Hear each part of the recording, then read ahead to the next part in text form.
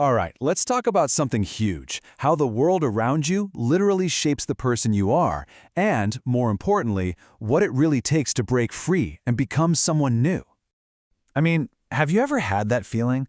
That deep down you've changed, you've grown, but you're somehow still playing a role that just doesn't fit anymore. It's like you're an actor, stuck in a part from a show that ended years ago. It's super frustrating, right? Well, it turns out there's a really powerful reason why that happened. And the source of that stuck feeling? It might just be what we call your origin environment. Think of it like an invisible cage. It's built from all the people, the places, and the routines you grew up with. It's the whole context that created the old you. And believe me, it works overtime to keep that old version of you right where it is. So let's really dig into this idea, what I call the hometown trap. We're going to look at the powerful psychological forces that make real, lasting personal change feel, well, almost impossible when you stay exactly where you started. Okay, so the biggest reason for this trap comes down to one thing: identity anchors. See, your brain doesn't just create your sense of self in a vacuum. Nope, it uses constant feedback from your surroundings, the street you live on, your local coffee shop, the people you see every single day, to build and maintain who you think you are. These are the anchors, and they are holding you tight to your past. And these anchors, they work in a few key ways. First up, you've got environmental mirrors. Every familiar street corner, every old haunt, it just reflects the old you right back at yourself.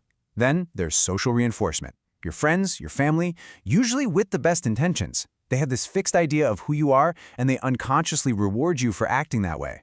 And finally, your attempts to change often get suppressed. You know the vibe. You try something new and you get that look that, oh, you're into that now. It makes it so hard to break out of the box they've put you in. And look, this is not some new age, fluffy idea, not at all. This feeling of being trapped by your hometown, it's backed up by both ancient wisdom and cutting-edge neuroscience. And what's crazy is how in sync they are. I mean, just check this out. This quote is nearly 2,000 years old. It perfectly captures the social dynamic of the origin environment. It points to this deep, universal truth about us. Familiarity can make it almost impossible for people to see when you've actually grown. So here's the bottom line. The people who knew you win, the ones who saw all your awkward phases and mistakes, they often have the hardest time accepting your evolution. They look at you and they see the person you were, not the person you're trying to become. And their disbelief, that can become one of the most powerful anchors holding you back. But here's the good news. Here's the really cool part. There is an escape hatch. So let's get into the science of a reboot, how physically changing your environment can literally, actually rewire your brain and set you free. It all comes down to this incredible concept called neuroplasticity. Your brain is not a fixed, rigid machine, not even close. It's more like clay. It has this remarkable ability to reorganize itself, to form brand new neural pathways in response to new experiences and new environments. This is the biological key to change. And this chart just lays it all out perfectly. In your old environment, your brain's just running on autopilot. It's full of automatic triggers, hardwired circuits that just keep reinforcing your old self-concept day in and day out. But in a new environment, whoa, everything is a pattern interrupt. The old automatic habits are suddenly useless. Your brain is forced to forge new connections, allowing you to build a genuinely updated sense of self.